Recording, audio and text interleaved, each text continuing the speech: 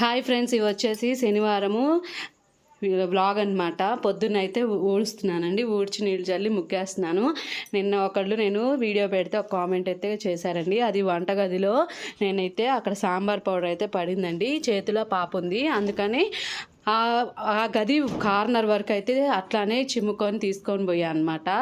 ఎందుకంటారా అంటే అప్పటికే 2 సార్లు 3 సార్లు చిన్న పాప అయితే తొక్కింది. అందుకని సరే నేను తీసుకొని వెళ్ళి కసవత్తే చాటను తీసుకొచ్చి మనం ఎత్తేసరికి ఆ అమ్మాయి కారం కంట్లో పెట్టుకునిద్దా లేదా, అందుకని తన్ని ఎత్తుకొని ఆ కార్నర్ వరకు అయితే చిమ్ముకున్నానండి. ఫస్ట్ దానికి మీ తెలివికి నా జోహార్లు అని ఏదో కామెంట్ అయితే పెట్టింది.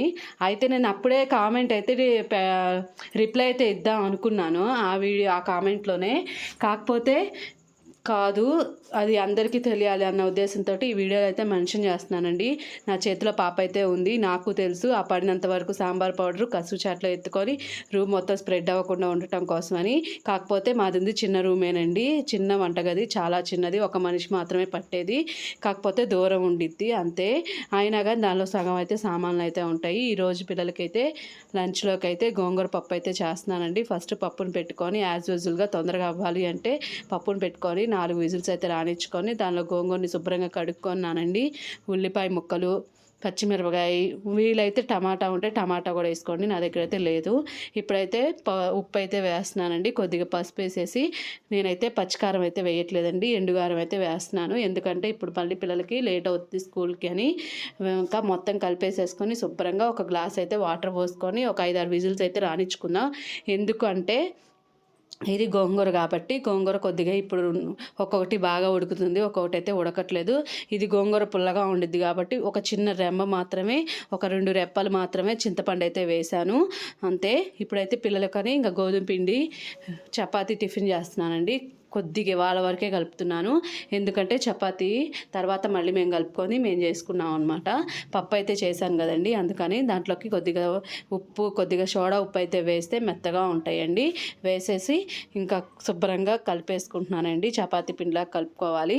కొద్దిగా ఆయిల్ అయితే వేసేసుకొని ఇంకా దీనిలోనే ఆయిల్ అయితే వేసేసుకొని మళ్ళీ ఒకరోసేపు అయితే కలిపేసుకొని ఇంకా పక్కన పెట్టేస్తున్నానండి. పక్కన పెట్టేసి పాపనైతే కొద్దిగా స్నానం చేయించేసి వచ్చి మళ్ళీ అయితే ఇంకా ఇదైతే నానింది కదా, ఇంకా నానింది కాబట్టి చిన్న చిన్నగా చేసుకొని ఇలా అయితే ప్రెస్ చేసుకుంటున్నానండి. దూదుల్లాగా మెత్తగా పిల్లలకి రావాలి, బాగా ఉండాలి అంటే ఇంకా మనము లేయర్స్ని అయితే అప్లై చేయాలి. లేయర్లో లైట్గా కొద్దిగా అయితే ఆయిల్ని కూడా మెన్షన్ చేశాను, అందుకనే కామెంట్కి రిప్లై అనేది నేను ఇట్లా అయితే ఇచ్చాను అనమాట. నాకు తెలుసు కసు చాట తీసుకొచ్చి ఎత్తి తర్వాత మనం వేయాలి, లేదంటే అది రూపు మొత్తం స్ప్రెడ్ అవుతుంది, ఓడవటం కష్టం అవుతుందని తెలుసు. కాకపోతే నేను పిల్లని ఎత్తుకొని ఉన్నానండి, అందుకనే మీరు ఇచ్చిన దానికి కాకపోతే అలా కాదండి ఇట్లా చేయండి అని చెప్తే నేను ఏమనేదాన్ని కాదు. కాకపోతే మీరు అట్లా అనేసరికి నాకు కోపం వచ్చింది. ఇప్పుడైతే 4 మడతలు అయితే వేశానండి. మడతకి ఆయిల్ అయితే రాసేసుకొని శుభ్రంగా చపాతీ రౌండ్ రాకపోయినా పర్లేదండి, బాగానే వస్తాయి. నాకైతే రౌండ్లు అయితే రావు. ఇంకా పిల్లలకైతే హడావుడిగా కావాలి కాబట్టి స్పీడ్గా అయితే చేస్తాను, అది మాత్రం వాస్తవం. ఇంకా ఆయిల్ కూడా లైట్గానే వేసానండి, ఎక్కువేమీ వేయలేదు. ఇప్పుడు యూట్యూబ్ అనేది చేసేది ఎందుకంటే ఇంట్లో మనం చేసుకున్న పనే కాబట్టి చూపిస్తుంది అందరూ. నేను కూడా అందుకనే చేస్తున్నానండి అంతే, లేకపోతే ఏం లేదు. అది కూడా పిల్లలు స్కూల్కి వెళ్ళే టైంలో మనం ఎలా చేస్తే తొందరగా ఫినిష్ అవుతుంది. ఇంట్లో చిన్నపిల్లలు ఉండి ఒకళ్ళే ఉండి చేసేవాళ్ళు ఎవరు లేకపోతే మొత్తం వాళ్ళే చేయాలి అంటే మళ్ళీ చిన్నపిల్లల్ని స్నానాలు చేయించడం అన్నీ చేయించడం కూడా కష్టమేనండి. ఆ టైంకైతే అవ్వదు.